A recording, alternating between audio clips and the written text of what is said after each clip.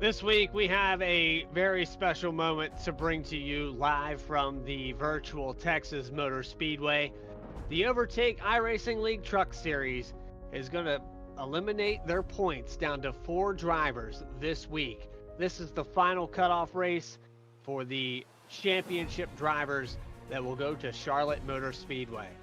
Welcome in, everybody. I'm your host, Bradley Cooper, co-producer, co-commentator, everything. And you know what? Let's put him on the top. Let's put him on the pedestal here tonight. He's been with me all season long. Morgan Cook, how excited are you for this? Just the preliminary to the season finale. I'm pretty jazzed. We have ourselves a great points battle here to come to the end of the season. Texas has proved to be a great racetrack, to be an elimination racetrack, and across all of the iRacing series that we've seen here on V-Speed, and new truck update going to throw these drivers for a loop, I'm sure. Absolutely will. And when you go through the entire season of every single series, this is probably the tightest cutoff that we're going to have, is we'll have the points come up on your screen. Right now, elimination is definitely there for 3 different drivers. Lucas Lyons is not locked in. Peyton Hubbard, the only driver in this top 4, and then you see that 1-point split between second and third. But those 2 drivers are under fire as well. Alex Healy and Daniel Cunningham are on a must-win situation, but you have 2 drivers back out of this top 4 that can absolutely get stage points, and they don't have to win. They can lock their way in just by a good finish alone. So right now, it's really a toss-up. We're gonna have to pay close attention to it all day long, and we'll have updates on those points. But Morgan, that's the excitement in itself right there. You don't know who's going to be your final 4 going into Charlotte. And we haven't even talked about the racetrack yet. This is just the points leading into the race, and this should be a lot of fun. I mean, there are so many different possibilities and combinations of drivers who can make that top 4. Like you mentioned, only Peyton Hubbard actually truly locked into Charlotte. The other 3 completely up for grabs. And as we talk about Texas Motor Speedway, a reconfiguration here within the last 10 years. It's been a while. It doesn't seem like it's been that long, but the changing of the banking in 1 and 2, we just talked about it. Some drivers hate it. Some drivers love it. Me personally, I like the run you get out of 3 and 4. It really sets up your pass going into 1 and 2, and it's how you handle the entry of turn 1 that can really set up a pass down the backstretch. It is one of the most unique racetracks, using unique ovals on the circuit, just because of that completely different banking. Hard to set up a race truck to be good here at Texas, and that 1.5 groove turns 1 and 2 can be very difficult to manage, especially on older tires in traffic. I would compare it to Darlington, where you have a different embankment. You can't really set that place up, kind of like Pocono, where you just can't be perfect at all the corners of the track, and these drivers will have to really make it one side or the other. And with 3 and 4 being wide open, it's a good place if you're on the outside to lose some position. So drivers will have to be careful, especially on these restarts, because they will be side by side through 3 and 4 for at least a couple laps to not lose too much. Race analysis up on your screen. 100 laps here today. Stage will be at lap 30. Of course, 3 tire sets. The only race that we'll have 4 will be Charlotte next week. And 3 green-white checkers as always. 45-mile-per-hour pit road speed limit. Should be a pretty easy pit road to get up and down.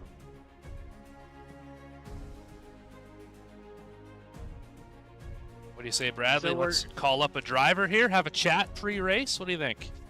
I think we absolutely should. And of all the drivers that I really want to talk to here, we have a guy that's kind of in, outside looking in right now. And I think that's Bobby Hall Jr. that we really, we haven't talked too much this season. We talked to him post-race there last week, I believe, after that phenomenal finish. But I think we bring up Bobby Hall Jr. into the booth. Bobby Hall, it's Morgan Cook, Bradley Cooper in the V-Speed booth. You got a copy? Yes, sir, I do. So after last week, we just talked to you. You got second. You ran out of fuel coming out of turn 4. We had a first-time winner. But now, sitting 5th in the points, you're just outside of this right now.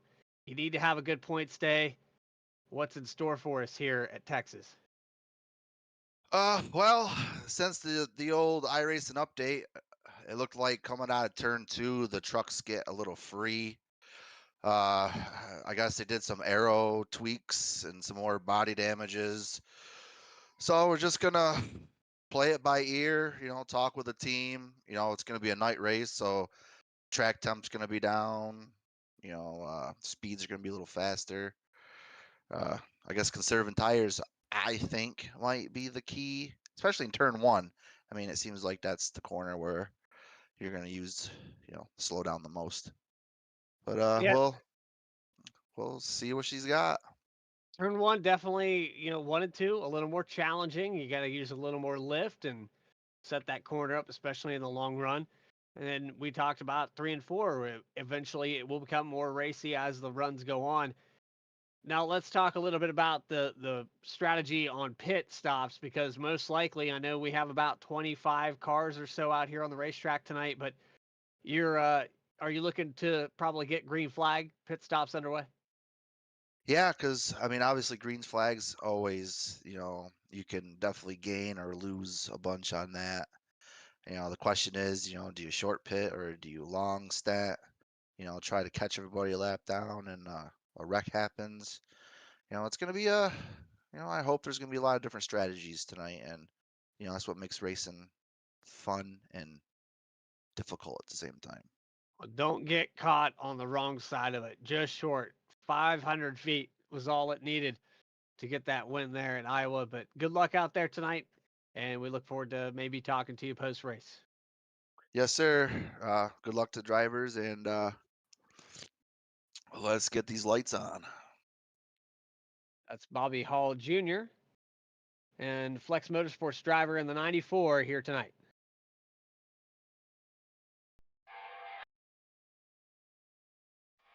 So let's set up and take you trackside now for your grid.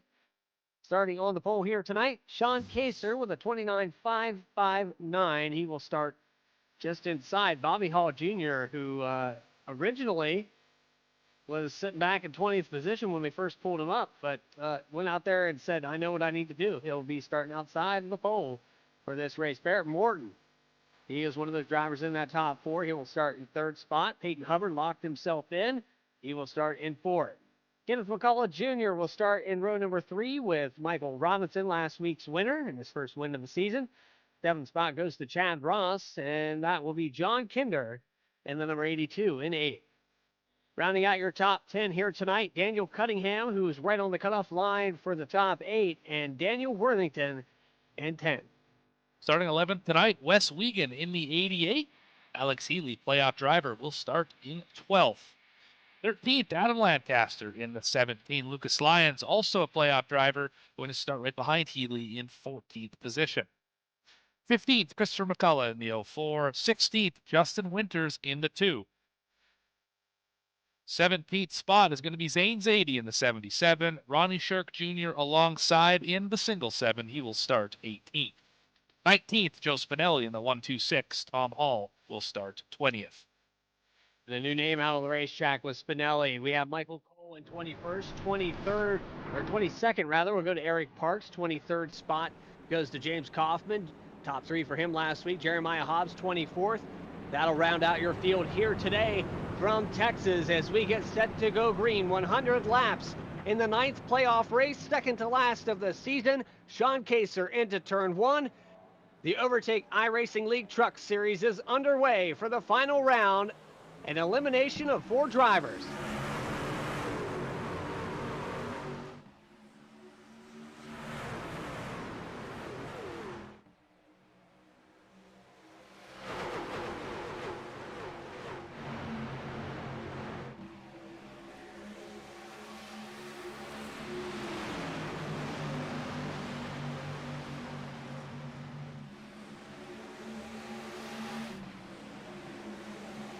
And out of turn 4, it looked like a little bit of 3 wide down the backstretch. These drivers trying to sort it out quickly as they come out of that corner. The 9 of Morton all over the back bumper for the lead, but has to check up early. There's Peyton Hubbard on your screen. He's peeking inside of the 94. The 03 of Kenneth McCullough Jr. for third spot. Well, 3 wide back here. Wiegand in the middle. Not where you want to be. Lap 2 here at Texas. Zane Zadie clipped the apron a little bit. Everyone seems to keep it pointed in the right direction.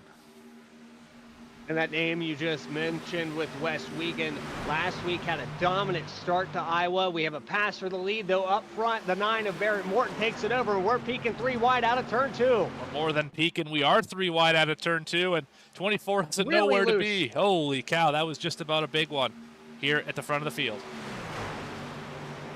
Where do you go? He got loose out of 2. He was able to keep it straight, but there's still 3 wide going into 3. Across the quad oval contact, just briefly, the 03 of Kenneth McCullough said, I got to get up here and get this spot. That's another driver that's in this. He could win this race and lock himself in. He's another driver that, you know, points could get it, but a win would just guarantee it. You got to go out there and chase it. And Barrett Morton, he's in the top 4 coming into tonight. But if he could get those stage points, that would probably solidify that whole thing, put it all together for him. And we talked to him there pre-race at Iowa. He knew what he needed to do there, but did not have the performance. This is the recovery. And look at all these red spoilers up at the front. The top 3 and back to 5th. See 7th with Cunningham. And just, you know, the 04. A lot of drivers here who have a chance to get in with a win or a really good finish here today, all up at the front. And Daniel Cunningham definitely listened to the broadcast last week. Look at the colors on that machine in the 08. If there was something that could be said about the broadcaster's influence, not only do we call cautions, but we can make paint schemes happen as well. We sure can. It's one of our many talents up here in the P-Speed booth. The ability to influence what drivers put on the side of their trucks. Great battles back here. It was a lucky paint scheme. We called it out. He was winning races. He changed it up from the Oregon Ducks, started having success. But then there's just something special about that orange creamsicle, both on the taste buds and in the field, as he is racing his way up to 7th here. He's gained 2 spots. Up at the front, though, Kenneth McCullough has gained 3 positions. Barrett Morton, they're 1/10 away from each other here in that clean air for the 9. He's led a few laps. He took away the lead pretty early there on about lap number 4. Yeah, 4 laps led now as we come around to complete lap number 7. So probably lap number 3 that he took that lead away. Issue for Michael Cole. He's pointed towards the inside wall. That is not optimal. That is a yellow flag down the backstretch for the 67. Michael Cole struggling out here. Has a little bit of damage. Looks like he ripped the left front off of that machine. V-Speed instant replay as we'll take it out of turn 2. Right green car, can't miss it. Look on the bottom side of Eric Parks right there.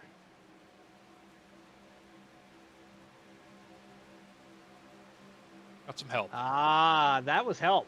Yeah, he got a little bit of help there for sure. A lot of help there on that left rear. Maybe a little bit slower exit there for the 67. Eric Parks not predicting it. Michael Cole will bring out our first caution of the day. One more time there. Could we go on board with the 73 of Parks? That is the plan. Here we go. Rolling down the front stretch. I just want to know if Cole got loose that caused that checkup, or if he was just slower coming off, scrubbed his speed. I'm not entirely sure here. He does have an early entry. It looks like he's just going to scrub the speed and slide up in front of the 73. And that's how it goes sometimes here when you put 25, 24 trucks out on the racetrack. A lot of drivers stay out here, though. A few come down. Eric Parks, Justin Winters, Ronnie Shirk Jr., and, of course, Michael Cole with the damage are all going to come down pit road. But the rest of this field from 21st or 20th spot stay out. I keep thinking there's 25 out here for some reason. But 20th position, James Kaufman, all the way up to your leader. No positions changed. Everyone stays out. And this might speak volumes about how the fall off is on this car. We see it a lot at other tracks where it falls off really quick. You think of Las Vegas, where it only takes about 10 laps or so, and we're at that mark where you're falling off probably close to a second. But this racetrack, a little more forgiving. I think it'll probably be about 25 laps in before we see that full second fall off. And you got to remember, Bradley, with these new updates that came out this past week, we're not even really sure what to expect when it comes to tire wear. A lot less downforce on these trucks. Does that mean less tire wear? Does that mean more tire wear? How does that change the way these trucks drive at a place like Texas? You've got me, Morgan. I have no idea. These trucks have changed so much, and we were just talking about that a couple nights ago, actually. Driver was post-race talking about how he was tired of how the B car handled, and that was on Saturday Night Racing League. He got a podium, and he definitely had a Kyle Busch-style interview where he said, these things just suck, and I can't wait for the update. So, iRacing's done a lot here in the past probably 4 weeks where they've just completely changed how you drive these things. Makes it ever challenging for drivers. It's hard enough to get to that level where you're running up at the front like Barrett Morton has so often this season. Then the rules keep changing. They keep moving the goalpost on you little by little. Little more rear slip here, a little bit less downforce here, and all of a sudden you're driving a completely different vehicle. It seems like week to week. Well, that's how I found myself behind a desk and not behind the wheel there. Just a slow change, and eventually, unless you're practicing every day of the week, it takes dedication, and these drivers know that, and that's what you're seeing with the red spoilers. These guys know they have a chance, and that's why they are up towards the front. They put in a lot of time to be here. Unfortunately, we have to eliminate 4 of them after tonight. Let's find out who it's going to be as we get our second restart underway.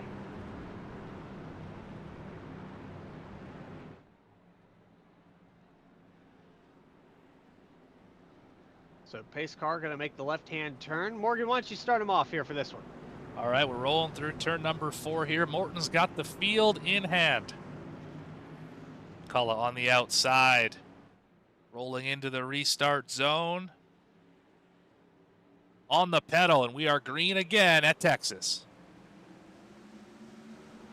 Little jump there to the outside for the 9 of Morton, but it did not interfere with the race line. He will get a great restart here into turn 1. The 94 of Bobby Hall Jr. taking back the second position, back up to where he began this race.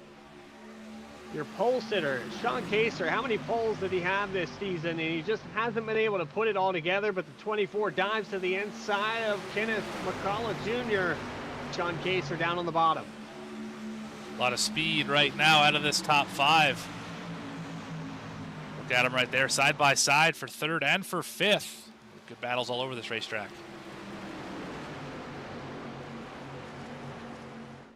Still on the inside for the 24. The 51 of Peyton Hubbard is starting to inch his way back towards this top spot. Now side by side, a little mistake. What a move there by Bobby Hall. Not sure what happened to Morton. He's just lost a lot of momentum. Out of turn 2, fell all the way back into this the second place battle. I will go back and try to figure that out. I don't know if he made a mistake off of turn 2. I'll go back and have a look at it, but it looked like just a momentum break there for the 9, and Bobby Hall takes it into turn 3 all the way to the inside. I think the 9 car just scrubbed the speed off out of the exit of 2. I don't see anything here that was really bad. The 94 just got a great run, dove to the inside. There was a little bit of a block there. He knew he made the mistake, but it was too little too late. And Bobby Hall to the point. And you can see Barrett Morton under fire again. As I go back to the live shot, they're side by side for second. Here we are at Tala, Texas right now. We got trucks all over the place here, pack racing. Not what I expected here tonight. Usually these trucks single file out pretty quickly at this particular facility. Not the case here tonight.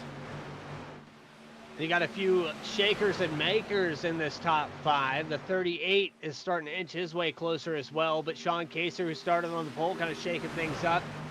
But you can go for all of the points playoff drivers. Red Spoilers dominating the top 4. They're racing hard. And then you have the 38 of Chad Ross working to the inside of Daniel Cunningham for 6th. He's not going to complete that. We're going 3 wide down the backstretch. Oh, goodness gracious. That is not ideal. And they're right on the door. There he goes. Oh, there he goes. The 7's around as well. Big wreck in the back of the field and a few Red Spoilers involved in that. Lucas Lyons is involved. Oh, there goes the tire for the 38. That's less than stellar. Let's go back. That's a hard impact to the outside wall. Let's go back and have a look at what transpired here moments ago. You're going to see the 48 involved in this heavily. And this, what we said at the beginning of this broadcast, he's not locked in. This is not what he needs here. 38 just washes up the racetrack in 3 and 4, and they probably could have got away with it if he lifted a little bit, but he kept it in the throttle. The 7's pinching down. They're not giving an inch. Chad Ross to the outside wall. Oh, now we need to look on board. Lucas Lyons definitely involved in this.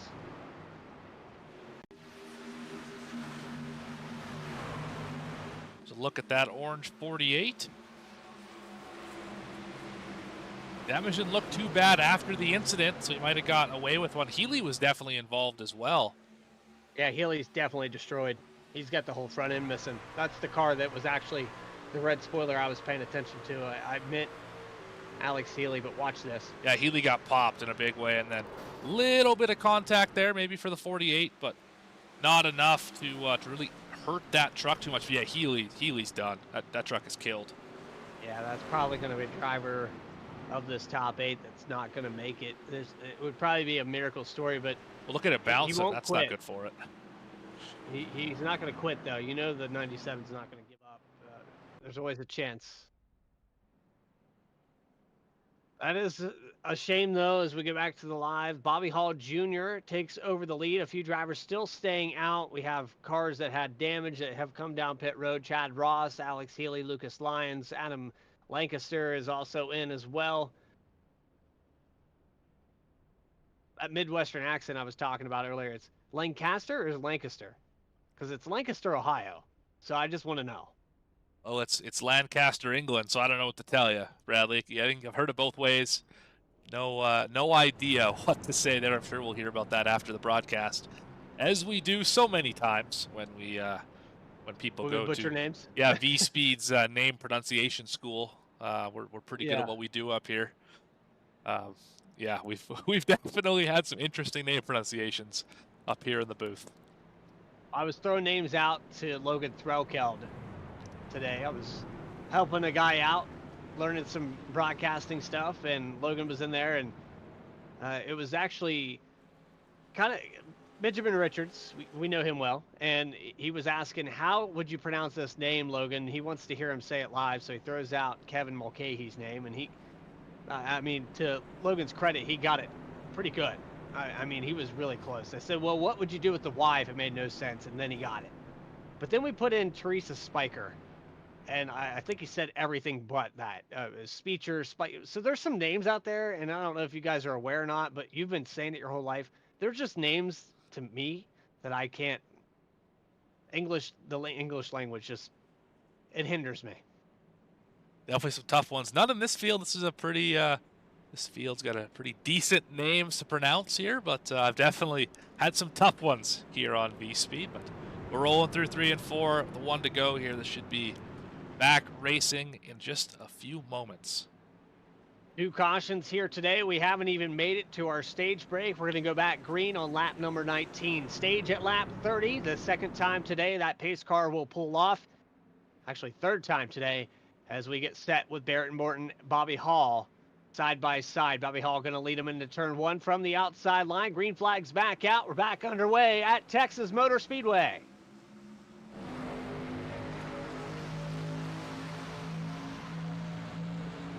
And a big check up there on the outside. Daniel Cunningham didn't quite get it going there in the 08.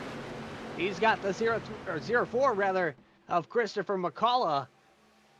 That's second place in points all over the back bumper. See, Barrett Morton tried to get Bobby Hall Jr. loose out of turn 2. Was successful, but got himself loose in the process. Falls back into the clutches of the rest of this pack. And a little mistake there by the 04 out of turn 4. He falls out pretty tremendously back to single file. Here's Michael Robinson, last week's winner. He almost has a 3 wide moment. Oh, kid just getting turned. Sideways. 82's around. Oh, huge wall contact for the 82. That's a devastator right there. That's got to be a blown motor, I would think. One truck around, and that is definitely a popped engine as you see him coast to a stop down the back stretch. Let's go back on the V-Speed instant replay. We saw it pretty much in a live shot here, Morgan, but here he is, slides up in front. Nowhere to go for the guy on the outside. That's Daniel Cunningham on the outside line. Yeah, I can see the 82 squirts the throttle in the center and just kind of parks it in the center a little bit on the 08, and not much Cunningham's going to be able to do with that. Just out of the throttle and just rolled into the back of him.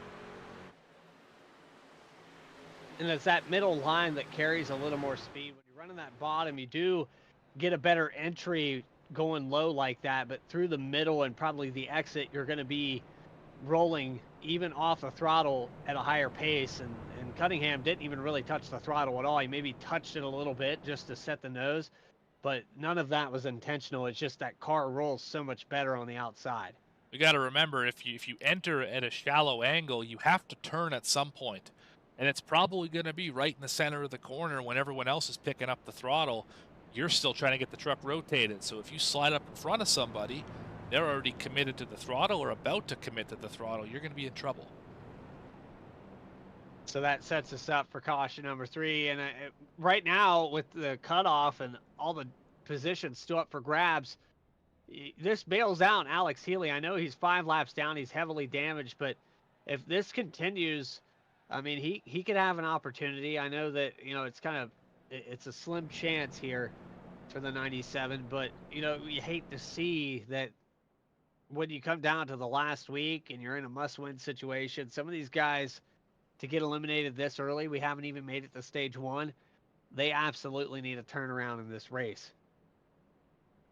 Yeah, I feel like Healy was almost playing with house money at this point, being that he was in pretty much a must-win to begin with. So this probably won't sting as much as, say, if it was Lucas Lyons who piled into the back of that 17 truck, whatever it was.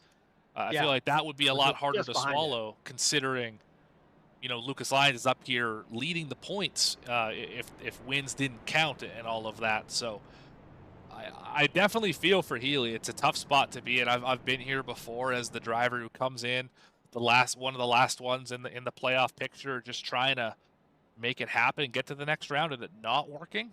I've been there before, and yeah, it sucks, but not as bad as being the dominant truck all season and not being able to make it to the next round.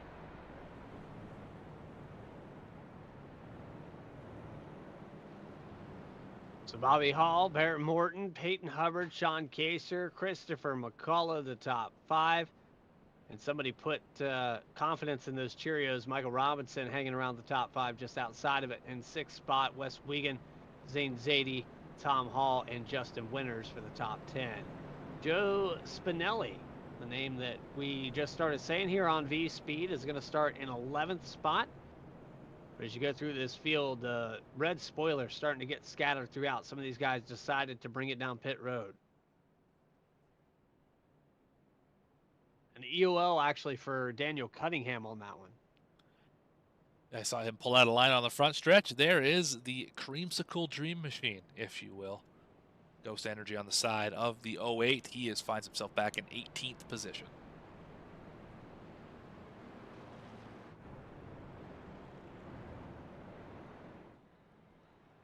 So Cody Anderson, our admin here tonight. A few drivers that probably don't want to hear his voice here when they get reported that they have an EOL, but Cody Anderson has been a part of the Tuesday and Wednesday with the Xfinity and Cup Series, and a playoff berth there for the 08 as well. He has a must-win situation tomorrow night, but we'd like to thank him for all that he does here in the Overtake iRacing League and for the Truck Series. We've had a lot to do here in the first 24 laps or so, but hopefully we can get this all sorted out, get some green flag racing. Hey, pre-race jitters, sometimes it takes them a few. It almost takes to the halfway point before we get a green flag run. And with 24 trucks to start the night, I mean, kudos to the car count. It's very rare that you see that late into the playoffs that a car count stays above 20. Yeah, that's one thing I've been impressed with a lot of these leagues that we've been a part of this season, but OiL especially. Great car counts all season. They have yet to have a week where I really go, what happened? I don't think they've had a car count less than 22 maybe. It was the lowest they've had all season, and like you said, the deeper you get into a season, especially with playoffs, typically the worse the car count gets. not the case here in the Truck Series. Setting back to go green. Pace car will make the left-hand turn down pit road, and we'll have a short little stint of about 5 laps to the stage break on lap 30. Pace car's off. Bobby Hall, Barrett Morton, yet again for this restart. Sean Kaser trying to get back to the top position. A few cars on newer tires. Justin Winters, he will restart in 9th. He has the freshest tires of this top 10. Can he race his way to the front? Green flag back underway. Big dive down to the turn 1 for the 94. He's going to clear Barrett Morton, but big run for the 9 off the top. That's going to do it there for the 9. He's going to get it. He's going to take over the lead. Can he cut down in front of the 94, though? He's got draft help from the 24. He will be clear into 3. Great timed run in turns 1 and 2 for Barrett Morton. He's in the driver's seat here for this little dash to the stage, and he needs all the points he can get right now. That's absolutely the way to make yourself into the top 4, but here's the 94 of Bobby Hall fighting back. Dives it a little bit deeper into the corner. Can he get the run off? They're offset 3 wide behind him here. Zane Zadie cuts the nose off of the 88 of West Wiegand. Didn't appreciate that. He's going to be all over the back bumper. The 04 of Christopher McCullough trying to hold on in 3 and 4. Almost some contact as they exit the corner.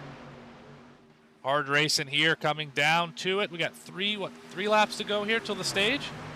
Yes, I believe so. Side by side for the 6th position and the 5th position. And you're not seeing very many red spoilers up here in this top 10.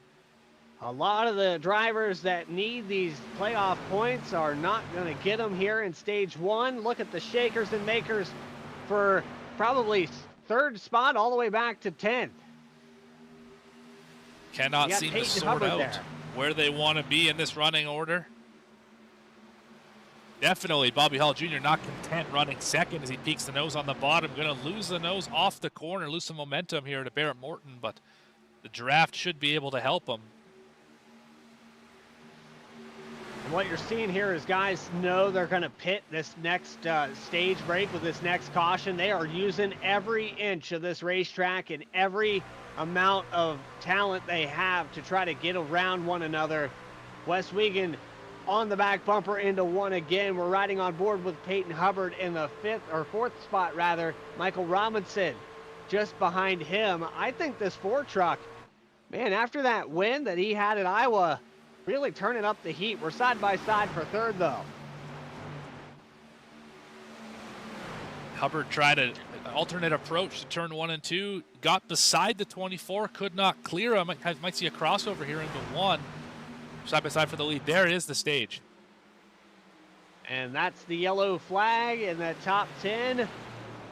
Barrett Morton, Bobby Hall, Sean Kaser, Michael Robinson, Zane Zadie, Christopher McCullough, Wes Wiegand, Justin Winters, and Jeremiah Hobbs.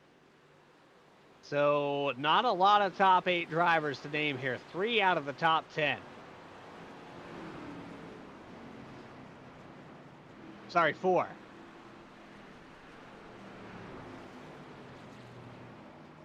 I guess it's not too bad. It's about 50%. But Morgan, you got to look.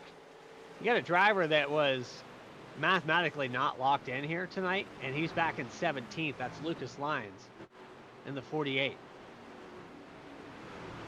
The good news for Lucas, on the lead lap, truck seems minimally damaged, if there's any damage at all. I don't see any scrapes on the right side of that truck where he got into the side of the 7. I think Lucas is going to be okay so long as he can move towards the front, because 17th is sure not going to cut it at this point in the race. Chat up on my screen here. We've got Let's Go Winners. We've got Let's Go McCullough, Cunningham, Benjamin Richards with the shout out back to Justin Prince at VRX. Good times there. I won't say it out loud. It was just one of those lines that will forever live in history on V-Speed. Healy's got the nose back on his truck as well, back in 21st, 11 laps down. It's not over quite yet for the 97. He's not going to quit. I told you he will not give up. You don't got that He's quit gonna in get him. one of those laps back. Getting one of those laps back here. The Lone Star. What does this say on the hood of that machine? Let's have a look here. Where is the 97? There he is.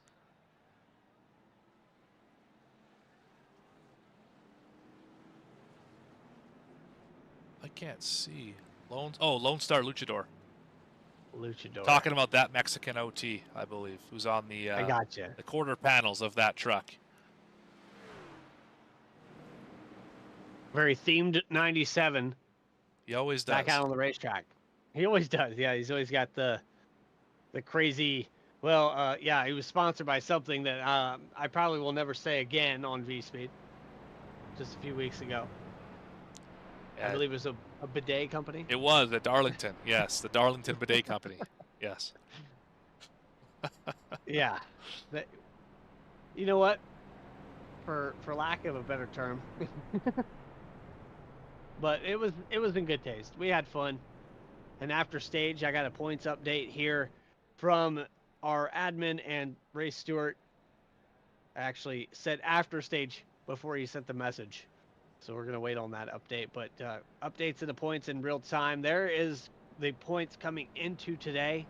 But the update coming here momentarily will kind of shake things up. And again, we go back to only 4 drivers in the top 10. A few of those guys that are in the top 4 were not going to get, they're just not going to get stage points here. It really does boil down to stage points at the end of the day. If you look at the overall and look at the stage wins, I mean, some guys have bailed their season out by just, not pitting and being up front to get that stage. And then maybe finishing, 8th or 9th, but, the stage points made a huge difference. Yeah, points-wise, finishing 8th or 9th, but winning the stage, that's better than a win, almost, mathematically. Pretty close to it. So if that's the way to do it, that's the way to do it. Based off the totals that I'm seeing here, Lucas Lyons is going to be about 4 points ahead of Morton. So he's going to be second in points here on this reset unless he gets a victory. And then you have McCullough and not really sure why Bobby Hall is put with 3-1-0-2 below that. Come on, Cody. Come on with it. It's a 5-point gap here. Yeah, there's a 5-point gap here with Morton and McCullough. It's tight. And but that's the top 4 right now. So it hasn't changed that much. But Morton gets ahead there with the stage victory.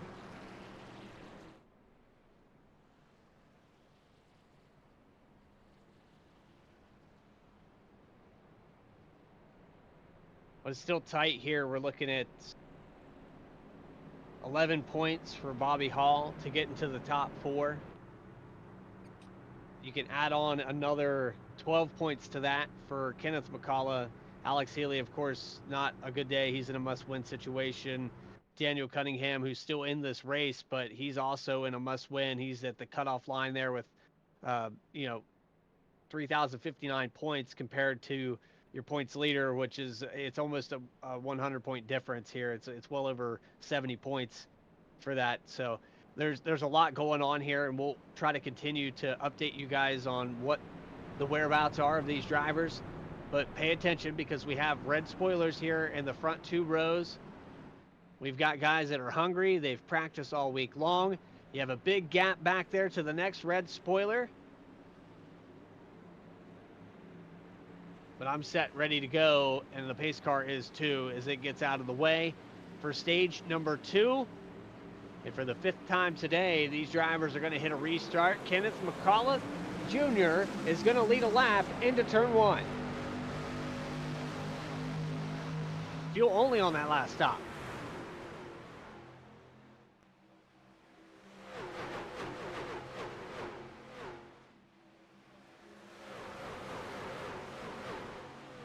Car off the racetrack.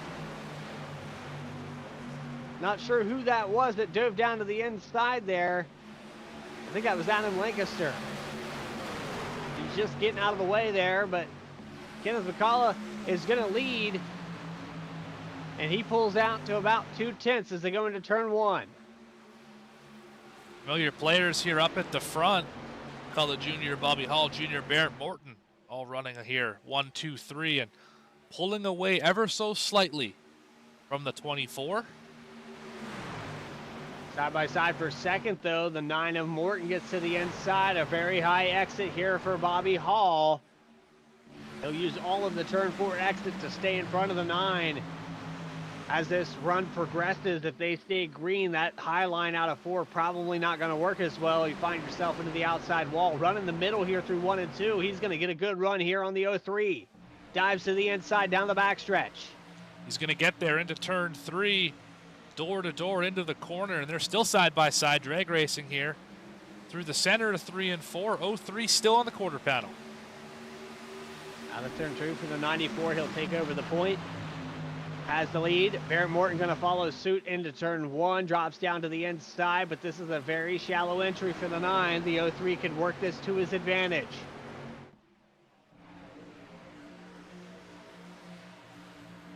Just clear for the 03 across the nose. Holy cow. You ever seen that before, hey Bradley? I've seen it, but it doesn't always work out.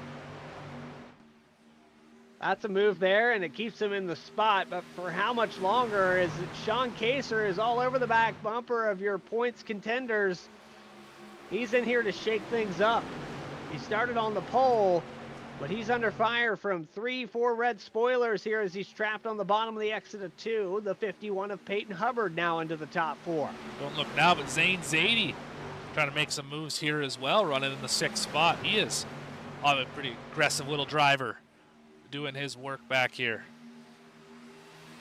Zadie, of course, could have had his win at, I believe it was Circuit of Americas. So he's back in the state. He's in the right place. Oh man, the 9 of Morton just dives to the inside. These guys making very aggressive moves. You got to wonder, when you drive it down that hard on the backstretch, is that wearing out the tires even more? You'd have to think so. You'd have to think that they're really heating up that right front tire by just diving it so deep into the corner. But, I mean, if it works, it works. I think track position's more important right now because it's so hard to pass. Catching the slower Adam Lancaster machine's going to be way down to the inside line there. But it's so hard to pass. As Barrett Morton is showing right now that I think it's worth a little bit of tire burn to go get up there.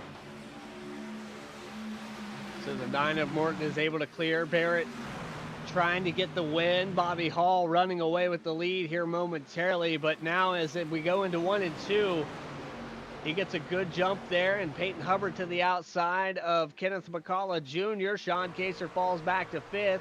He has Zane Zadie peek to the outside out of the exit of turn 2. To look back a little bit deeper in this field, some battles going on outside the top 10. 113 actually was working his way closer, but that time by in the entry of 3, tagged the apron and made a little mistake. There's some side-by-side behind him, though. Car way up the racetrack there. Spinelli. Line's going to go by. That's Spinelli on the outside. Trying to see if that high line's got anything for him. I think that was a little too high. Really loose down the backstretch. I don't know if you know if the 04 was there. First time we've seen Spinelli this season. I think he's just out here trying to gauge what kind of talent level we've got in the OiL Truck Series. The watermelon themed 126. Go back up front though. The 24 of Sean Kaser got around the 03 of Kenneth McCullough for 4th spot. He's now going to try to set to work on Peyton Hubbard. Zane Zadie to the inside. This is for the top 5. You're seeing some red spoilers come and go as this race progresses. This feels like we're settling in here for a bit of a longer run. That's kind of the gist I'm getting right now. If you haven't been saving your tires, now would be a pretty good time to start. You're going to look like a dump truck and put the beepers on because you're going to fall through this field very quickly. And that kind of sneaks up on you here at a 1.5 mile racetrack where it just kind of seems like an on-off switch at times. And I'm not familiar with how this new truck handles, but sometimes you'll go into a corner just a lap prior and everything's great. You hit your marks the same way the next time by, and I think that's what the 03 is experiencing here. As he gets back to the throttle, he ends up losing 2 positions in one corner. Just about got a door of Wes Wiegand as well. One went up, one came down off the corner here in turn number 2. And the 03 continues to slide back. Justin Winters is going to fight for that spot. Down to 8th is the 03.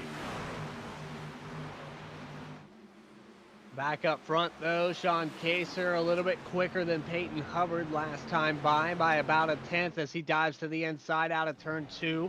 This is for the 3rd position. The 24 moving up alongside the door into corner number 3. The front 2 have pulled away a little bit here. Bobby Hall and Barrett Morton are in a field of their own right now. The rest of the field still very up for grabs, though. Drag race down the front stretch for these two. See what happens here in turn number 1. Kaiser's going to take that really low entry, but Hubbard rolls a lot of speed through the center. Might be able to clear off the corner. He will not. Side draft down the back, and that's what racing at Texas is like. That's what's setting up your corner for one end of the racetrack to the other. You have to drive a little bit different. Sean Kaser, of course, made that shallow entry. He was pinched. He had no choice.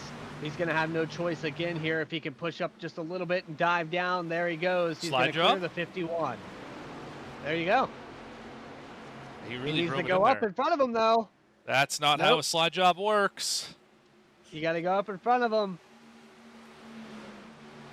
You can't keep that door open. He is going to be clear, though. 3 and 4. That's the difference here at this racetrack is maybe, well, he just did it again. He's got to get up in front of him. I think he's still clear. Maybe not now. It's going to be close. Got to complete this pass, though, and do a little defending. Or else Hubbard's going to hang on your outside. Same thing again. Yeah, he needs to let him have the inside. Make him go to the bottom. You can clear him in 3 and 4 and run a different line. You're burning up your stuff there on the bottom. That's so tough to watch, though, as even as a commentator, because you know what you would do in that situation. Oh, Zadie's around. It sideways for Zadie across the quad. No. He's end over end, and he takes out the 10.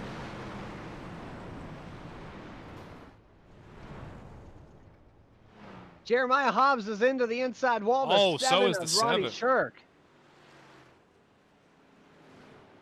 Disaster strikes at Texas. They used to compare this racetrack to a rattlesnake, I believe.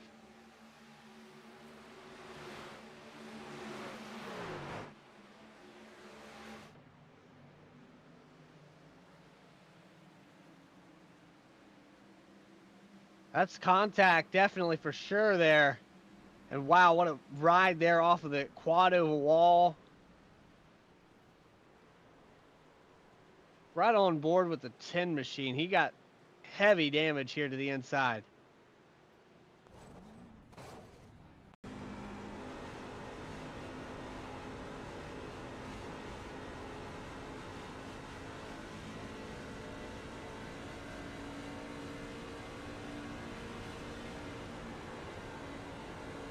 Roll into 3 and 4 here, and you can see Zadie getting a little help from Wiegand up ahead. Saved it, maybe. Bang, and then where do you go? And just caught in the worst spot. Here comes the 7 there to finish it off. Yeah, both those trucks are just destroyed. Send the ambulance down to those campers in turn 1. They're going to need it for all the sheet metal. This one over the fence. Yeah. Yeah, tough break for a lot of people here in this one. Saw pieces of fender flying into the infield there. That was some Final Destination stuff right there. But that sets us up for pit stops here after our stage break at lap 30. We're on lap 53 of the night. Bobby Hall Jr., Justin Winters is going to be the spots right now, but I believe the 9 of Barrett Morton is going to work his way back up here as the 94 and the 2 have stayed out this time around. 21 laps on this stint. and 4 fresh tires from Kenneth McCullough, Barrett Morton, Peyton Hubbard. So it's going to be tough. But lights will go out on the pace car next time by, I believe. However, we're going to take a quick commercial break here live on V-Speed. You're watching the Overtake iRacing League Truck Series and playoff race number 9. More coverage continues right after this.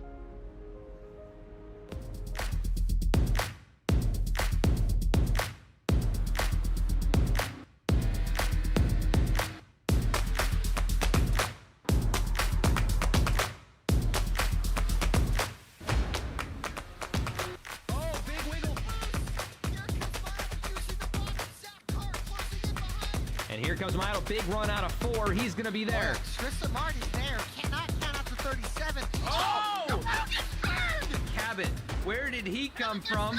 Here comes Slack. A punch from the 33. It's a drag race. The Magic Man wins it Auto Club.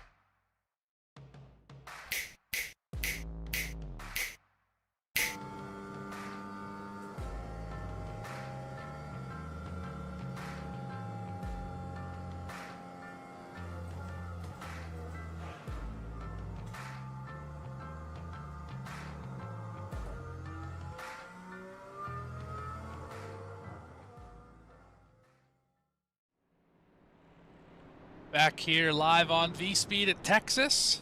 Overtake iRacing League. Race number, I believe, 21 of the season. Been a really great season to this point.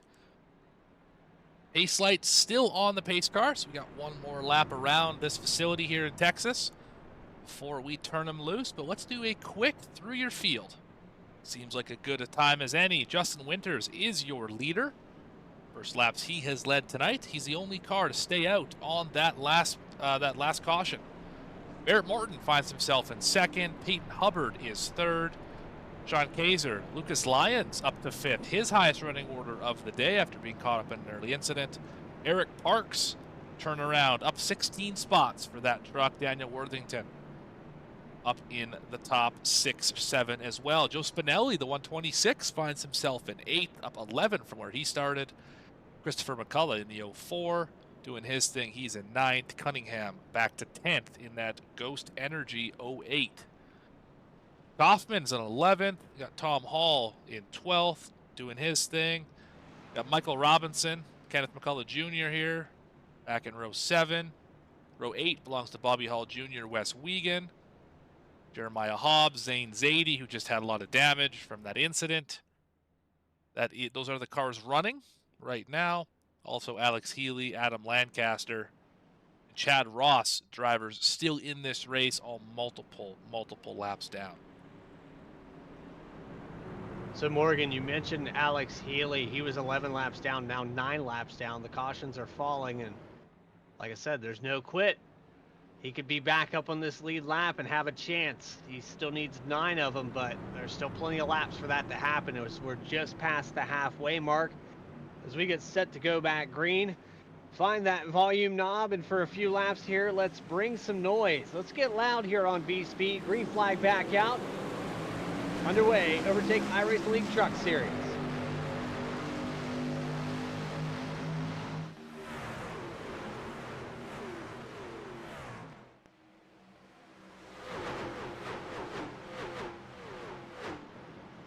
Oh, sideways for the 24. Wreck out of turn 2.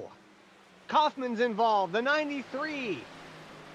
Tom Hall, Bobby Hall almost gets a piece of it, able to sneak through, and this is another lap back for the 97.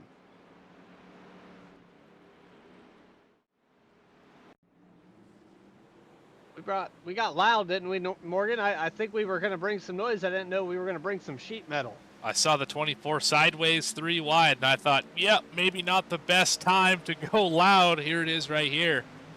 Just loose on his own. Trying to make that work. Cold tires, been there, done that. And Yeah, Kaufman right in his door. Nowhere to go for James Kaufman.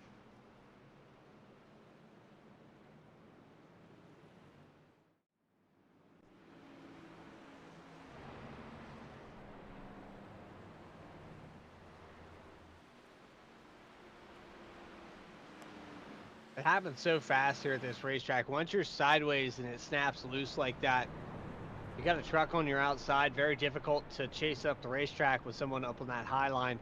I think the 24 hadn't quite got, door to door to that inside there with Winters, and I think he would have been okay to chase it up the racetrack, but it's so tough to tell in that blind spot. Yeah, the last thing you want to do is chase up the racetrack and turn somebody, end their day because of, your mistake. Obviously, that's not what happened there. And I mean, not what you want to see by any stretch from any driver out here, just trying to be aggressive. And you mentioned it at the start of the show, 24 has won a lot of poles this season, but has really had trouble putting the full race together. Same song, different verse here tonight as he finds himself right there in the pit box, damaged race truck. And so 3 other drivers are done for the day. Ronnie Shirk, John Kinder, and Michael Cole have all parked it behind the wall. You have a few trucks that are multiple laps down. Chad Ross is 40 laps down. Adam Lancaster, who has heavy front end damage. Alex Healy is back out on the racetrack. He is now 8 laps down. Tell me if there's a chance for Alex Healy. I'm going to vote for that underdog, because if you're not going to quit, that's a driver that you want on your team, because every week that you have somebody like that just doesn't give up, you know that that's going to be a driver at the end of the season that you want in your bullpen. There's a reason he's in the playoffs in the first place. And it's this kind of tenacity, this kind of drive. When things don't go well, he doesn't give up. And he's back to the 20th position. At one point, he was 24th, the last driver in this race with that heavily damaged machine.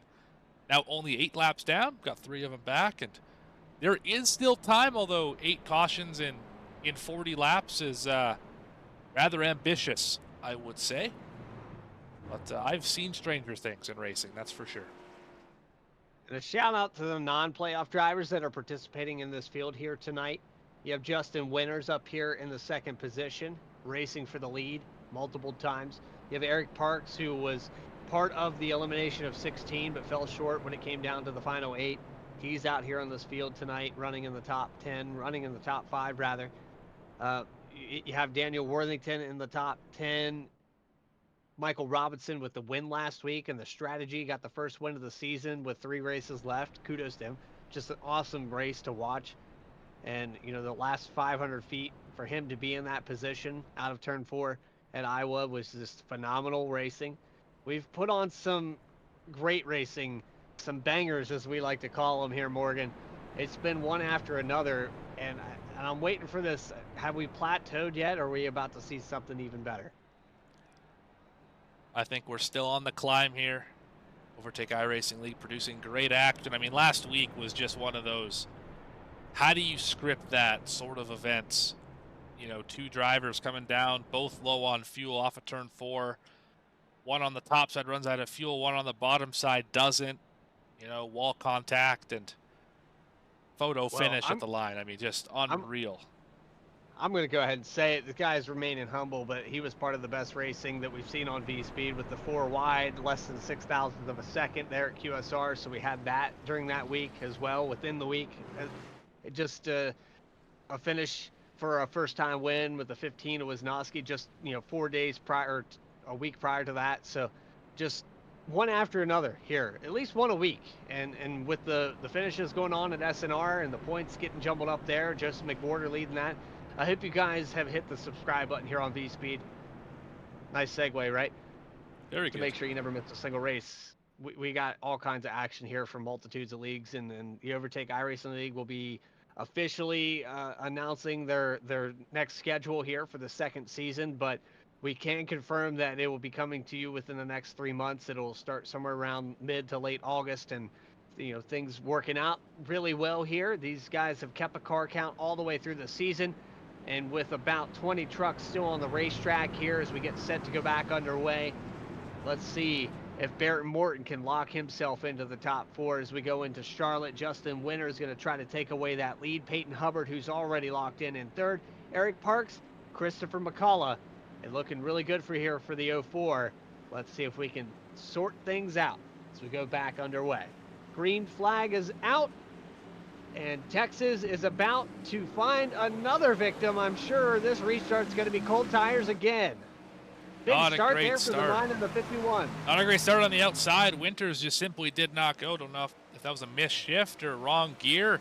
Never done that before in a charity race. Truck sideways back there. Is that Worthington? I believe it is 113 sideways. He is able to save it, but he loses a ton of time. Kaufman's even going to get by in the 25. Side by side for 4th. Look at Lucas Lyons coming up through the field. Battle for the lead as well. Hubbard is pushing really hard on the back of Morton. Door to door here into turn number 1. Some of these guys have been pretty dormant for most of this race, but like a volcano, it can erupt at any time, and now the top 3 starting to change hands. Big drive into the center of the corner for Barrett Morton. He might just clear off the corner. Maybe, but not enough to slide up in front of his teammate Peyton Hubbard.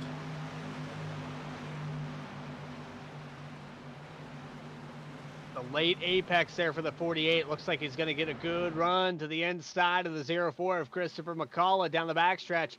Does not get to the inside. He stays about even, but dives back into turn 3. Cut the door off there from the 04. 48 very aggressive off the exit. He will go into the quad oval. This racing getting good here in the top 5. On board with the 48. Watch this late apex here. Doesn't do it this time around. Able to keep it to the bottom a lot better than the 04 in front of him. Doesn't really lead to anything in particular. He's able to Tire maintain. saving. See that that bright green car? Bobby Hall Jr. is back in the do. top 6. I very much see that bright green car. Kind of hard to miss it there. On the outside of Parks for a brief moment there. Going to dive to the inside into 1 and 2. He's led some laps here today. The 94 has been strong. He's looking to lock himself in. He could point his way in. Again, we want to go back and talk about these points, but there's so much to unpack, and without, live scoring, it's kind of hard to put it all into statistics to make it numeric and make everybody understand. This is not declared. The top 4, with the exception of Peyton Hubbard, is very much up for grabs. And without Lucas Lyons doing what he's doing right now up here in this top 3, or top 4 rather. Oh, sideways for the 9. That was your Caution is leader. out. Yellow flag. Barrett and Morton, I think, had some help here. From a teammate by chance?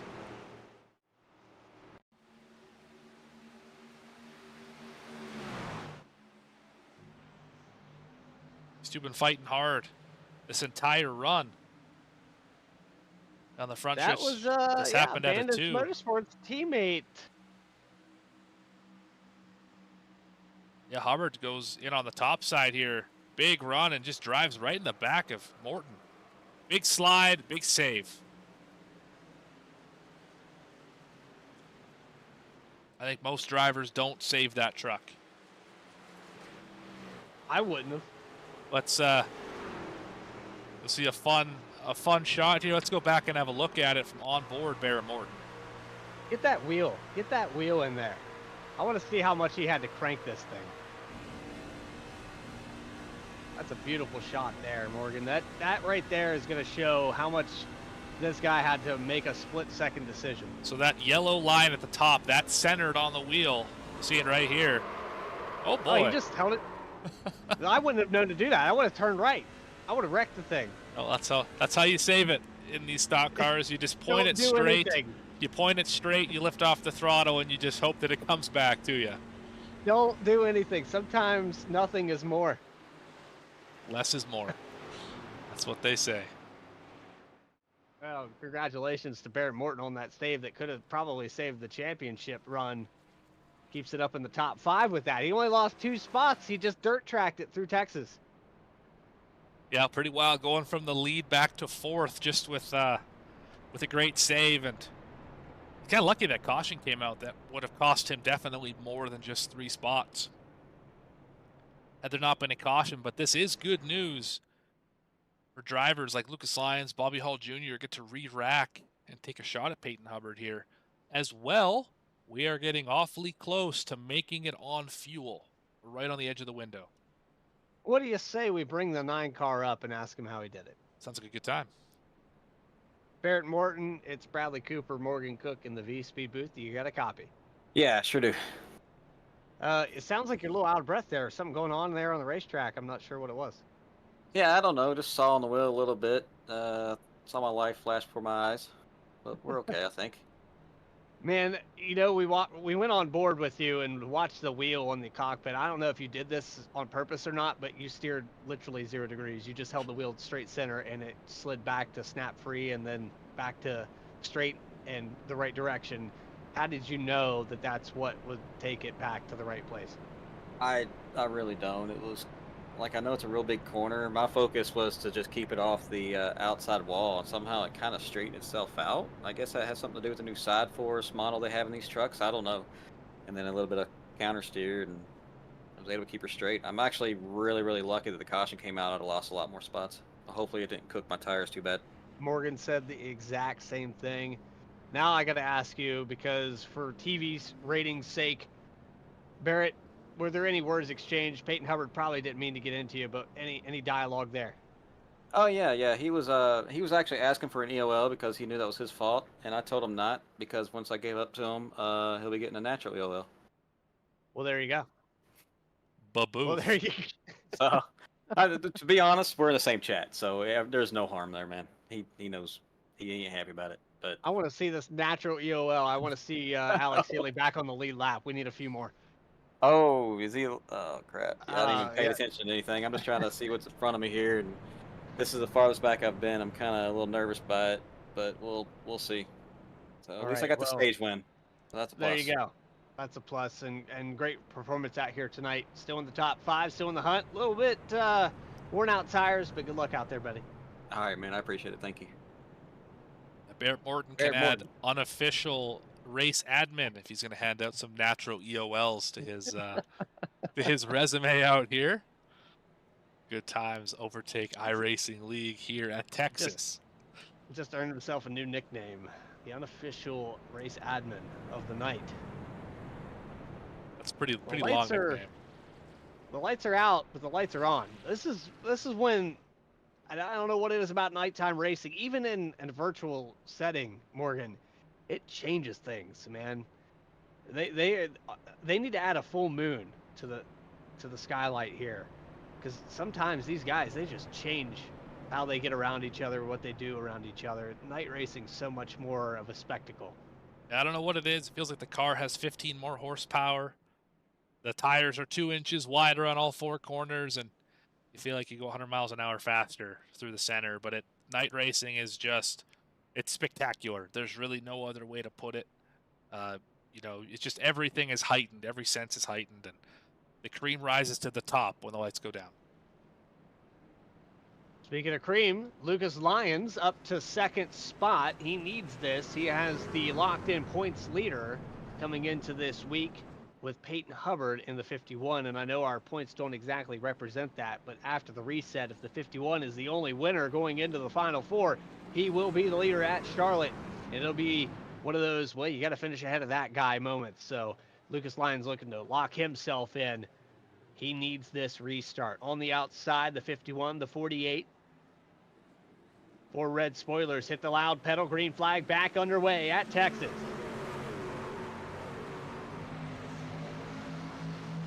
I'm interested to see, Morgan, how those tires, after sliding through 1 and 2, are going to hold up on the 9. Looks to be so far so good. Look at the 24. Wasn't that truck side? Oh, it's big wall contact a little farther back. That was Spinelli. That was Wes Wiegand. Wiegand also in the wall. The 24 was wrecked, what, like 20 laps ago? Finds himself Yes, up it here. was. 6th position, 5th position. So Barrett Morton's going to be okay with that heated up right rear tire. Yeah, he has pulled away a little bit from Bobby Hall, but yeah, impressive there. Sean Kaser up in 5th. Michael Robinson in 6th spot. Daniel Cunningham has been quiet all race long. When does he get up here and throw his hat into the ring and say, I've had enough. I got to get up here into this top 3. Must-win situation for the 08.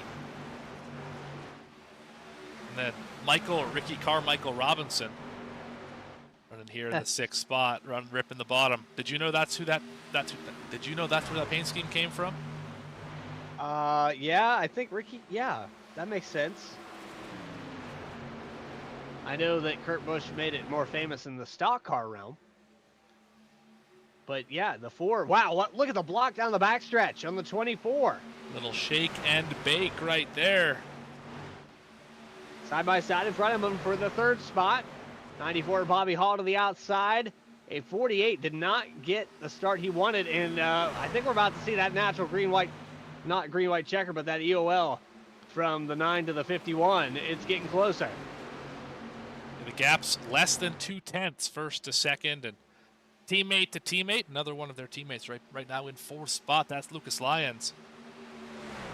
Trying to get up there and get that lead. I don't know if he might have a little bit of damage he can't get repaired, as he's falling back the longer this run goes. Michael Robinson fighting on the inside, the 126 of Joe Spinelli. Spinelli, a new name, of course, we've said a couple times here tonight, but first time up here in the top 5. Good run off of turn 2. He's going to get clear of the 4 and now go after the 48. He's going to clear the 48 too. Big drive into the corner. Spinelli has much fresher tires than the rest of this top 5, so we have to take that into account. Last time, he looks like he might have taken right sides only, but that is definitely an advantage as he's way up the racetrack, almost 3 wide behind, as I lose my voice out of turn 2. One thing Spinelli's got to watch out for, he takes a really aggressive drive off of turn 2 down a lane. That's going to get him in trouble if he comes up, too wide off the corner. But what happened to the Lucas Lyons? Lyons back to 8th now after restarting outside the front row. He's also fallen back to the point where all these drivers have newer tires anyway, about 15 laps over Lucas. So he's just trying to hang on right now. Pit stops are only a handful of laps away for this truck. In fact, the entire top 3 needs to pit. So does Michael Robinson. So does Sean Kaser. They all need to pit for fuel.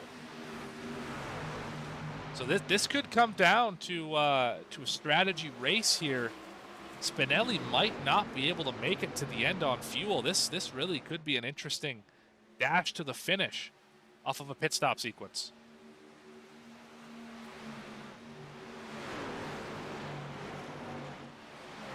Top 3 have checked out. Yes, they have, but they're still right on top of each other. Peyton Hubbard, Barrett Morton, Bobby Hall, all within 2/10 as they pull away from Spinelli with those 2 tires. Michael Robinson fighting on the inside. Way up the racetrack there on the exit. Almost finds the turn 2 exit wall, and the 4 of Michael Robinson looking to get maybe another podium day. He has been bad fast. I think I've said Michael Robinson at least 10 times today. That 4 truck is looking awfully stout right now, ripping the bottom. And we're going to see here, Spinelli didn't go all the way to the wall that time. Ran the middle line and looking to run off the corner maybe. You can see how far down that 126 chops the exit, and that's going to be dangerous here one of these times. I kind of have a feeling. Yeah, it's working up a little bit too close to the wall, and one of these times that truck's just not going to turn. You see the 4 gets a good run here.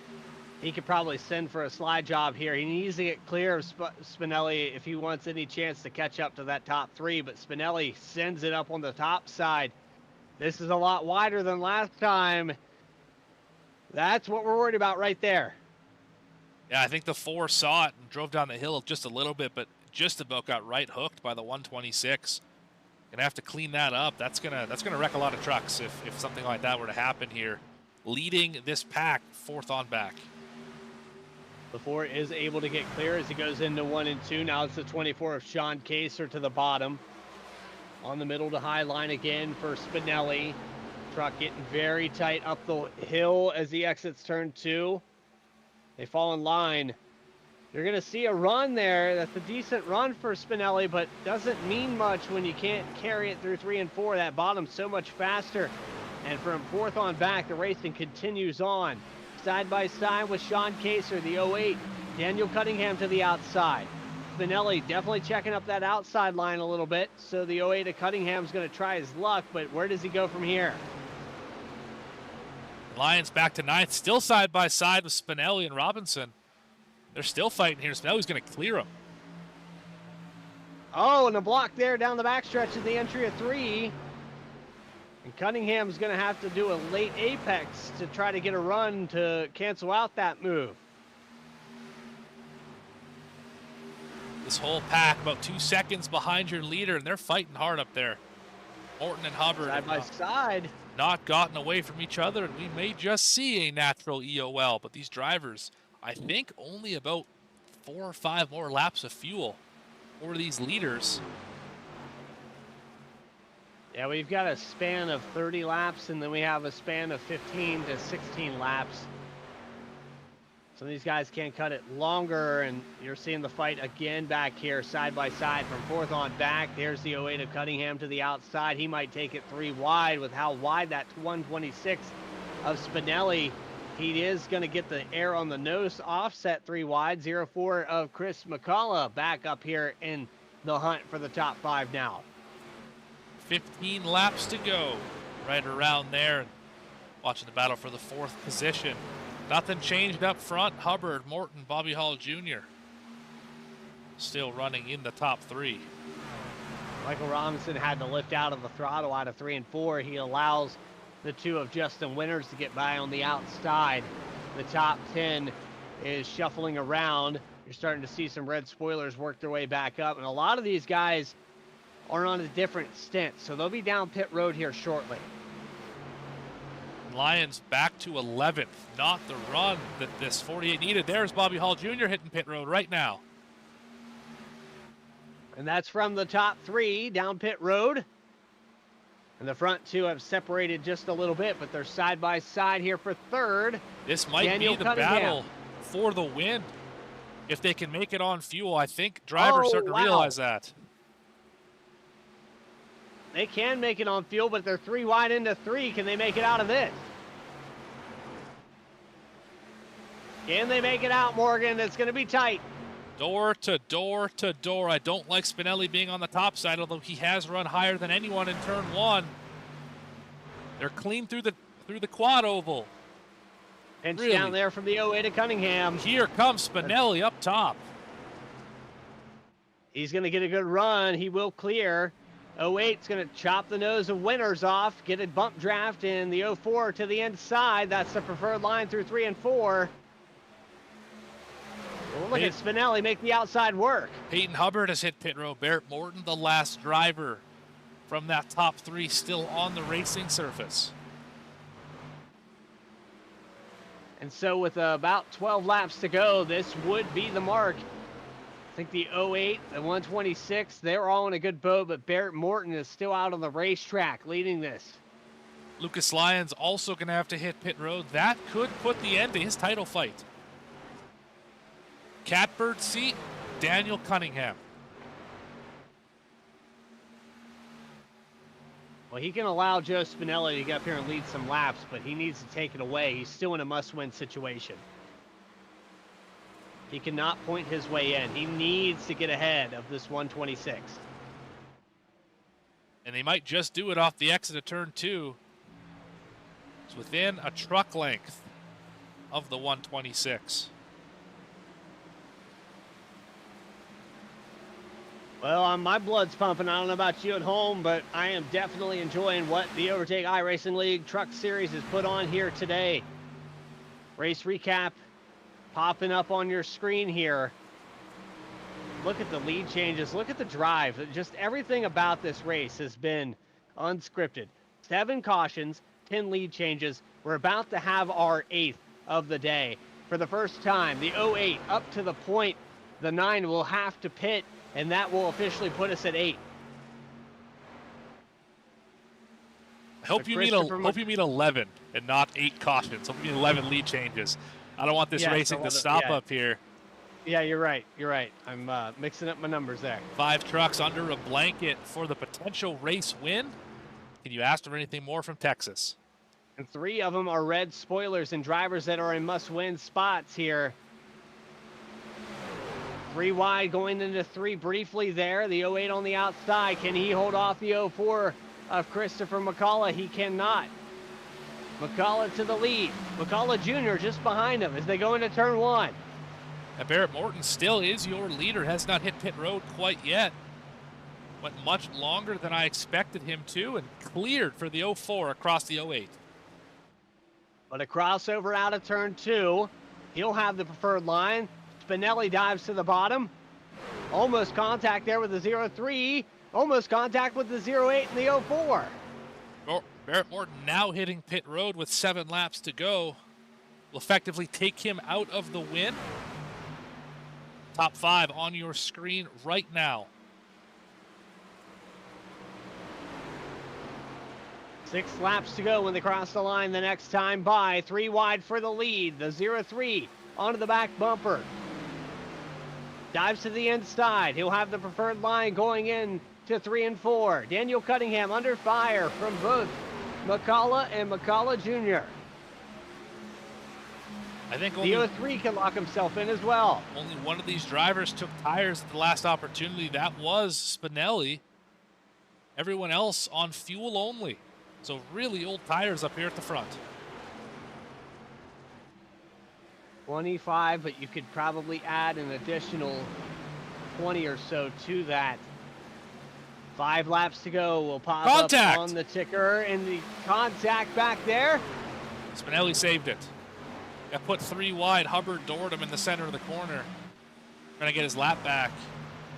Spinelli went for a ride. He will continue along in the 5th position.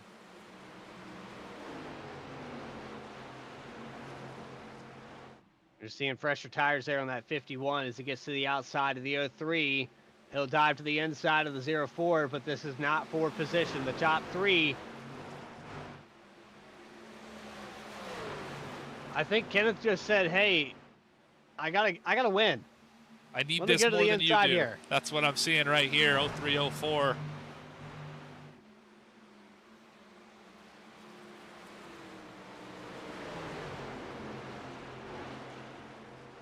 Really wide on the exit. They are. I mean, they're washing up the racetrack. These things are very tight. There's another fresh tire car. That's the 94 Bobby Hall. Where does he go as they're side by side in front?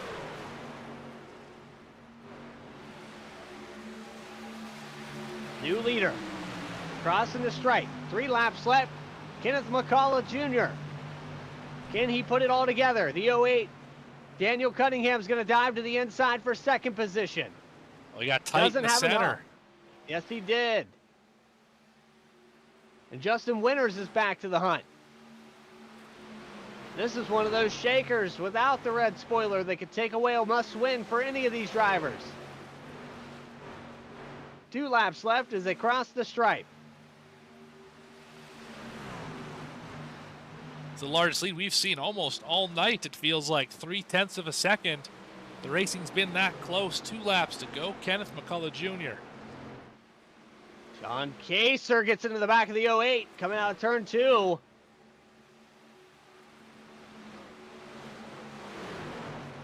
Oh, and a cut on the nose from Winters, and that sends the 08 way up the racetrack. He's out of it. Back up front, Justin Winters. Can he fight? White flag is out. 1 lap to go at Texas. Kenneth McCullough Jr. can lock himself into the playoffs in the Final 4 at Charlotte. Through the track one last time. He has a great lead down the back stretch. They're racing for, well, that's not even a position back there. The 24 and the 9 are racing for a spot, but out of turn 4 for the final time. Kenneth McCullough Jr. in a must-win situation gets it done at Texas.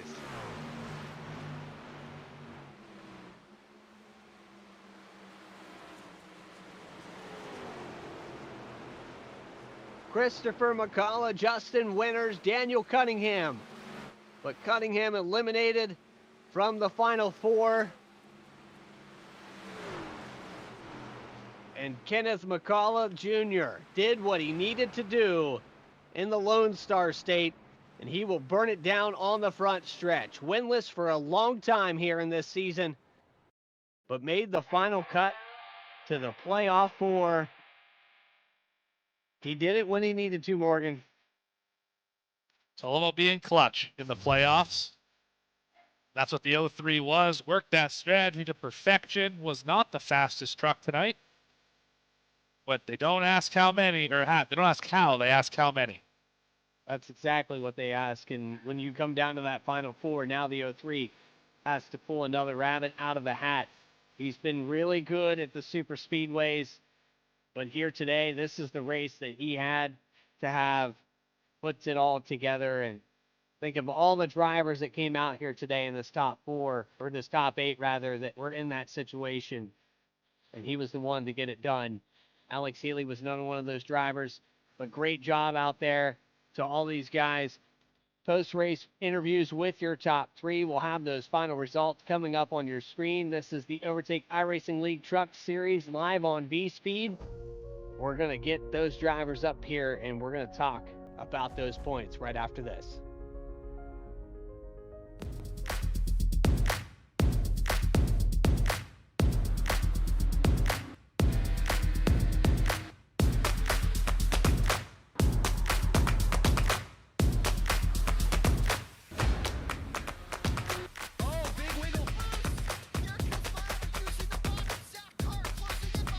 And here comes Milo, big run out of 4. He's going to be there. Tristan Martin's there. Cannot count out to 37. Oh! The wheel gets burned! Cabot, where did he come from? Here comes Swack. A push from the 33. It's a drag race. The Magic Man wins it at Auto Club.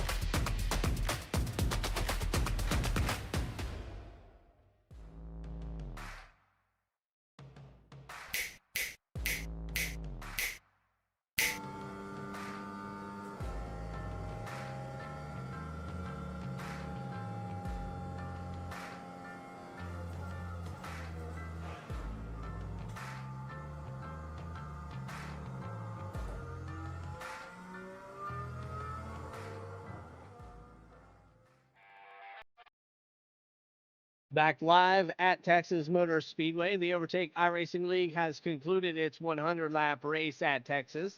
And here tonight, the Final Four will be crowned for that championship race at Charlotte Motor Speedway. Final results up on your screen with our 7 cautions and 13 lead changes. My math completely off here tonight, but after it's all said and done, a must-win situation came to fruition for Kenneth McCullough Jr. He puts it all together. Christopher McCullough and Justin Winters for that top 3. A driver outside the playoffs shaking it up. Daniel Cunningham is going to be eliminated after tonight. I think it's finally time to put that Ghost Energy orange creamsicle to rest. But, you know, it was a great season, and he fought back hard. Eric Parks is going to get a top 5. And a driver that was outside of the top 8 after the first round of 3 races, and he'll finish 5th here tonight. Joe Spinelli, a new name, he'll get 6th spot. Jeremiah Hobbs in the 10 after getting sent into turn 1 with some damage. He still recovers for a top 10. Tom Hall, also some damage in 8th. Peyton Hubbard, who was locked in, probably on cruise control. He will be competing up there with Kenneth McCullough into Charlotte. He'll finish 9th. And James Kaufman, a top 3 last week, top 10 this week, 25 is going to get 10. Finishing 11th tonight, Bobby Hall Jr. led a decent amount of laps here, ran up front in that lime green machine. He finishes 11th. Bear Morton, first truck, 1 lap down. Strategy caught him out. Did not get the caution he needed. 12th for Bear Morton. Sean Kaiser, same deal, 13th. After starting on the pole, 1 lap down, Worthington finished in 14th. Lyons in 15th. Those drivers all needed good runs today. Robinson at Ricky Carmichael's scheme, he will finish 16th. Wes Wiegand caught up in an incident, 17th for him. Alex Healy caught up in the first incident, fought his way from 11 or 12 laps down to 8 laps down. He will finish 18th. Lancaster involved in an incident. Zadie turned into the outside wall on the quad oval. He will finish 20th, 44 laps down. Few more drivers to come out here with Ronnie Shirk Jr. in 21st spot. Of course, some of these trucks are wrecked out of this race. Chad Ross, who had an early vacation from tonight, John Kinder, and Michael Cole was the first caution here today, 91 laps down to round out your field. But that will take us trackside with your top 3. First driver on the board here for 3rd place, that's Justin Winters in the number 2. And hey, you were having a full-on conversation down there with the McCall boys, weren't you? Absolutely, man. It's first race back with them guys. Well, first race back with those guys, and first race here that we get to pull you up into the booth. Justin, I know that you weren't a playoff contender, but you really came out here and shook things up at the Lone Star State. Yeah, it's glad Healy and the guys let me come back and race with the crew that I used to race with back a while ago. So it was fun racing with these guys. But I didn't want to mess up any of the title contenders though, so had to be kind of careful. Yeah, and we saw those kind of come and go, but you were one of the consistents up here in the top 5 for a lot of this day. And we talked about the strategies that you had to pull off. What was the recipe? Did you have anybody kind of talking in your ear, anybody working with you to try to explain your way through this race, or was it just judgment call based off cautions, or how did you sort this all out to get a top 3 today? All the KPG guys, we were talking before the race. What if this happens? What if that happens? At the end of at that one run, I decided to stay out. I think the whole field pitted. I told myself if I can get in that 70 to 100 lap window, I could pit one more time and sell off. But the caution came out with like I don't know 33 laps to go. So we went ahead and pitted there, and Adam Lancaster, me and him was run together a lot. So he had kind of wrecked earlier, and we were talking strategy back and forth on each other. So eventually it all worked out for us, and we was able to get this KPG Chevrolet and top on the podium. One of all the races that you could come back to, you come back to this one. The reconfiguration of this racetrack has kind of put people on the damper, and you haven't had the success that maybe you had at the previous track. What is your opinion on this new configuration now, a couple years in? It's not Texas, I will tell you that. Texas is wrapping the white line around 1, 2, and 3 and 4. So this one you can run the middle, and you can run middle lane and 1 and 2, and middle lane.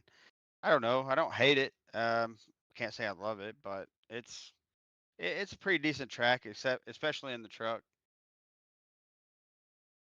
I have no problem with it as well, and I'm sure you don't either with the top 3 here tonight. Justin Winters, is there anybody that you have in mind to shout out here for the podium finish as we go into the last race at Charlotte?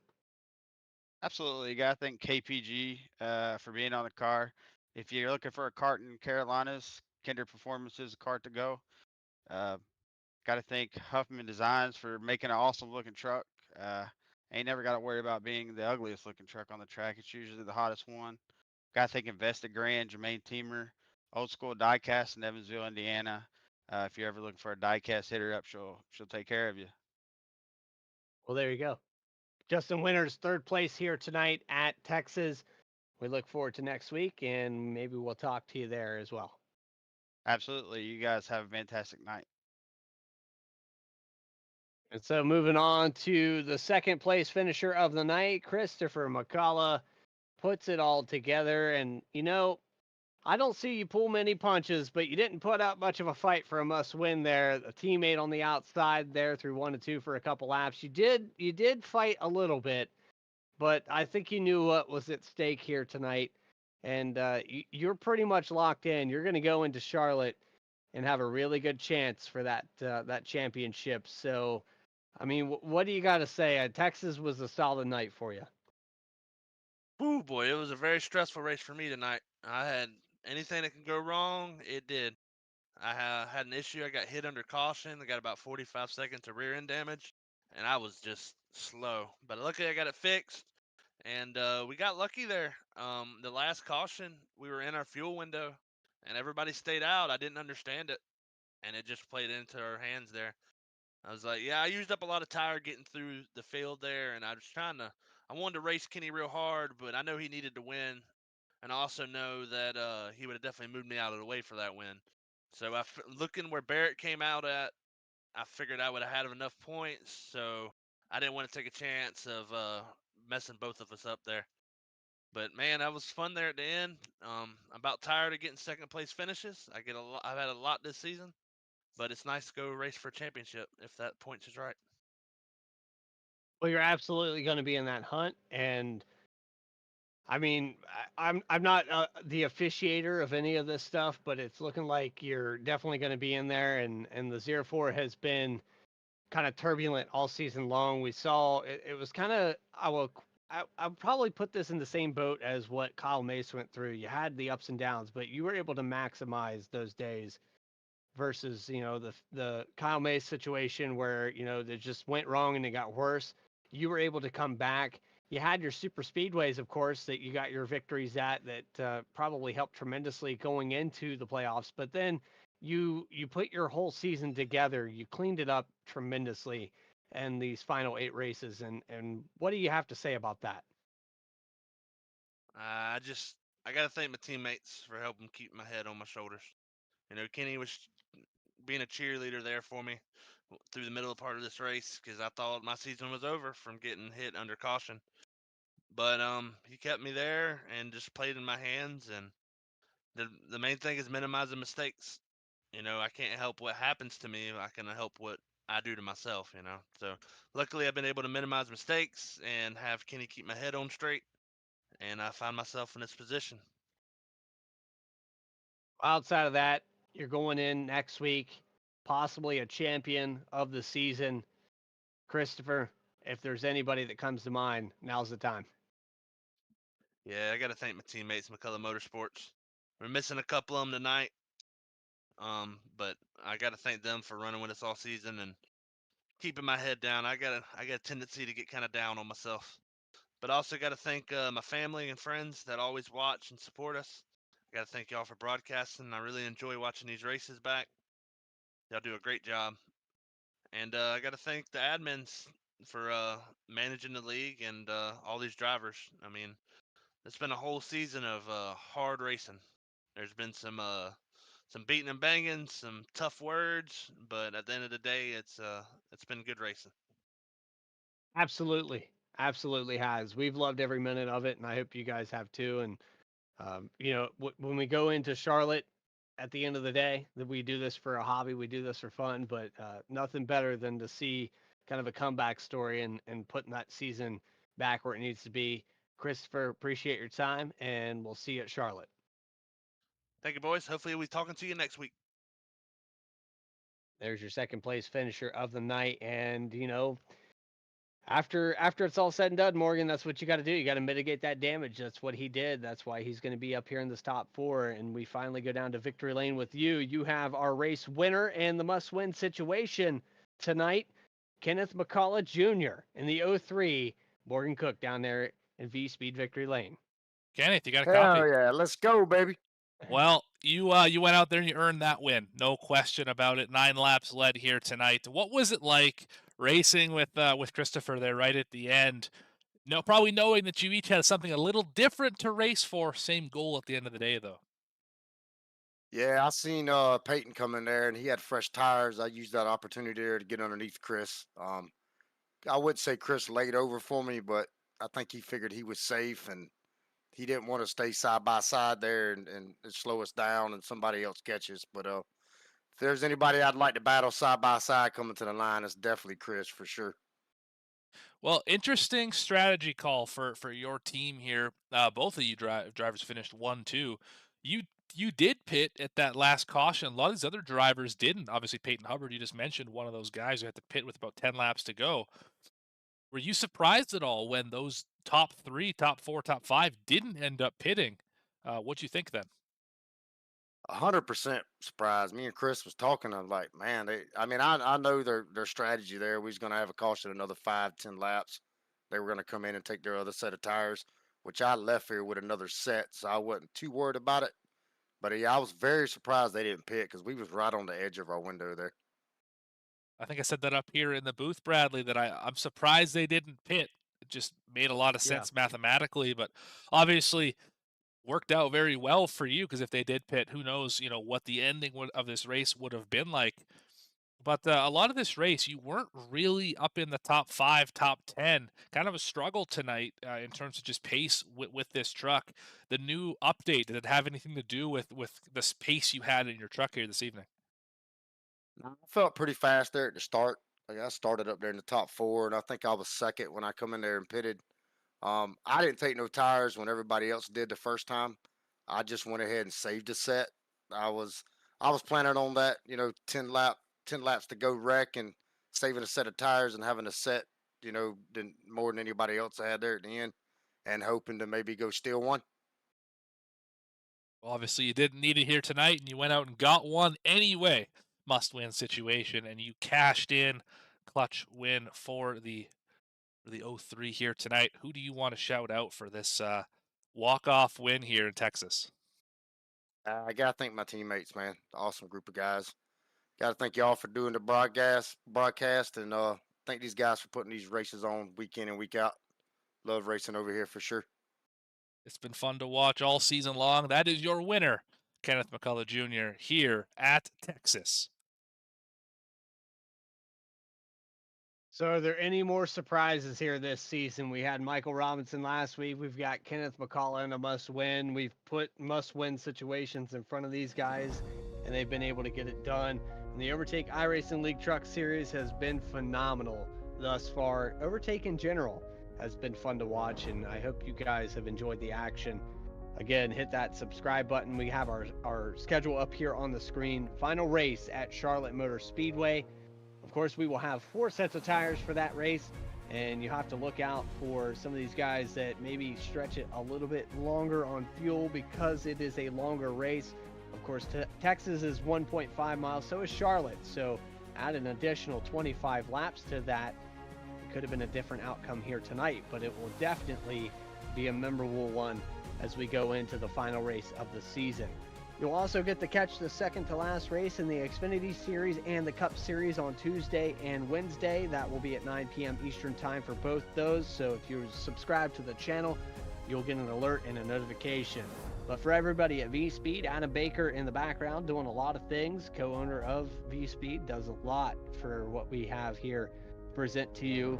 Eddie Smith, Christian Hill, and Logan Threlkeld, and then our main producer of this league, Morgan Cook, and my co-commentator of the season. Morgan, I thank you for your time. And this is Bradley Cooper telling you to have a great rest of your week. We will see you tomorrow. Triple booked. I'll be on the racetrack. Tune in. Take care, everybody. We'll see you next time.